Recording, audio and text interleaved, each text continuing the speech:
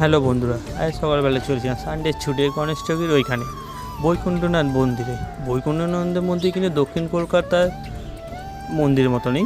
সেখানে তোমার অনেক রিল ভিডিও দেখেছো, আমিও দেখেছি। তাই আজকে আমি সেখানে গেছিলাম ভিডিও করতে, কিন্তু সেখানে গিয়ে দেখি ভিডিও করা পারমিশন নেই। তাও আমি ভেতরে ঢুকেছি, মোবাইলটাকে পকেটে রেখে চলে গেছি। ঠাকুর যেহেতু এসে ভিডিও করবোই, না করলে হয় সকালবেলা গিয়ে ছুটির দিনে, তাই চলে গেছিলাম মোবাইলটাকে পকেটে রেখে। ঠাকুরের দর্শনও করেছি, আরতি নিয়েছি, প্রসাদ খেয়েছি। যদি ভিডিওটা ভালো লেগে থাকে তবে লাইক শেয়ার কমেন্ট করিও।